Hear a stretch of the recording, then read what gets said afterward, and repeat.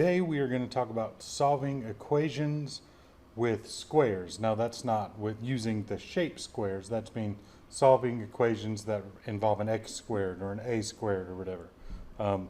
So there are types of quadratics, but we're going to look at very simple quadratics that can be solved by taking square roots. So remember, the inverse of squaring something is square rooting. And if you remember from before, inverses undo things. They undo operations. So taking a square root undoes squaring something. Now, these are a little weird because we have to have this plus or minus symbol in there. When we take the square root, we need to have the plus or minus in there because let's just say we took the square root of 9. Well, right off the bat, you probably know that that's 3 because 3 times 3 is 9. But 3 is not the only number that multiplied by itself could give you 9. Negative 3 times itself also equals positive 9. So it could be positive 3 or negative 3. And that's because negative times a negative equals a positive. So anytime we do square roots, we have that plus or minus sign in front. Now we are not going to do complicated ones right now. We will come back later and go over factoring, and we might do a little bit of graphing with these. You will come back and do more of that in Algebra 2. So for right now, we're just doing some simple solving equations where you take square roots. So in example 1a, we've got v squared equals 64. And so if we take the square root of both sides, so the square root of v squared, in this case, the radical, that's what that symbol is called. The square root symbol is called a radical. The radical and the exponent of 2 cancel each other out. So we just have a v on that side. And then for 64 on your calculator, you can do the square root of 64 by doing second x squared 64, enter. In class, I'll walk through that if you aren't sure how to do it on your graphing calculator. If you're using your own calculator and aren't sure, we'll figure it out. Let me know. So the square root of 64 is 8. You may have known that. But we can't just leave it at 8. We have to make it plus or minus 8 because positive 8 squared is 64 and negative 8 squared is 64. B, take the square root of both sides. So the square root and this square cancel out, so we're just left with r on that side. And the square root of 100 is 10, but it needs to be plus or minus 10. C, same thing, take the square root of both sides, and we get x equals plus or minus 6. And D, again, take the square root of both sides. Square root of 25 is 5, so we have plus or minus 5. Now, sometimes in these equations we have to move stuff around to get that squared variable by itself.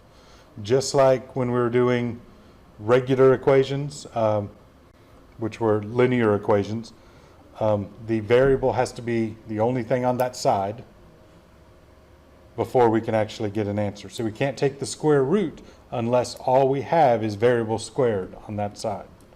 So in example 2a, we need to subtract 8 from both sides. That will give us x squared equals 16. And then we'll take the square root of both sides, so x is plus or minus 4. And just like with all your algebra problems, you can plug that back in to figure out that you are correct. In this case, you'd want to plug in positive 4, make sure it works, and plug in negative 4. In geometry, sometimes one of those might not work. We'll get to that as we get to those kinds of problems. For 2b, now for this problem, we need to get rid of the 16. This is 16 times x squared, so we'll divide both sides by 16. When you're dealing with square roots, you want to leave these as fractions, and I'll show you why in a minute. This gives us x squared equals 1 over 16. So we're going to take the square root of both sides. So we get x equals the square root of 116. But when you're doing square roots with fractions, it's the square root of the top over the square root of the bottom. So this would be the square root of 1 divided by the square root of 16. Square root of 1 is going to be plus or minus 1. Square root of 16 is plus or minus 4. Now we don't need both of those plus or minuses, so we can just say plus or minus 1/4. So even though these are fractions, it basically turns them into two separate problems that we'll just write down together at the end. All right, for 2c, we'll subtract 6. And that'll give us x squared equals 64. Take the square root of both sides, so x is plus or minus 8. For 2d, we need to divide both sides by 81. So we get x squared equals 36 over 81. We'll take the square root of both sides, so x equals the square root of 36 over the square root of 81. So that'll be plus or minus 6 over plus or minus 9. Remember, we don't need both plus or minuses. So that's plus or minus 6 over 9. But 6 over 9 reduces. Both the top and the bottom can be divided by 3.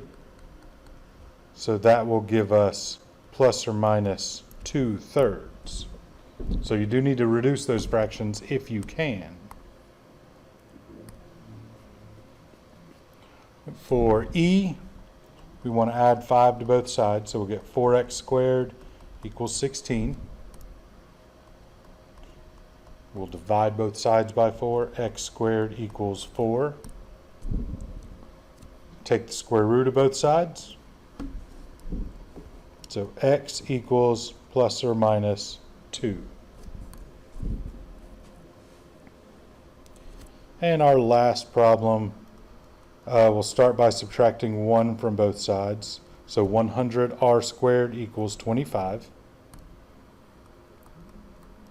We'll divide both sides by 100.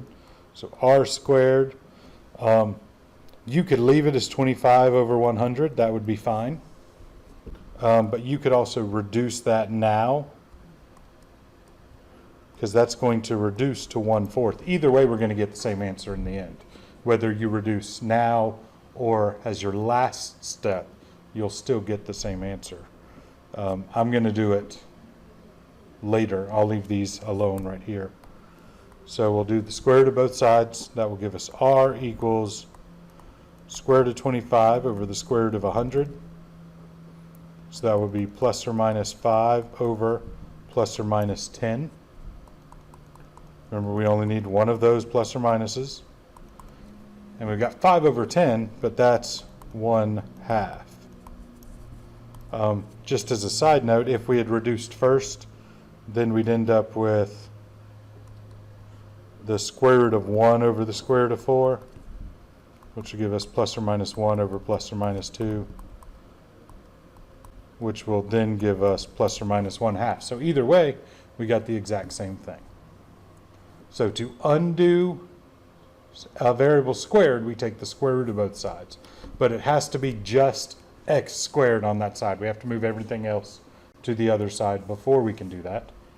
And now, there are much more complicated quadratics, which you did a little bit in Algebra 1, and you will get much more deeper into in Algebra 2.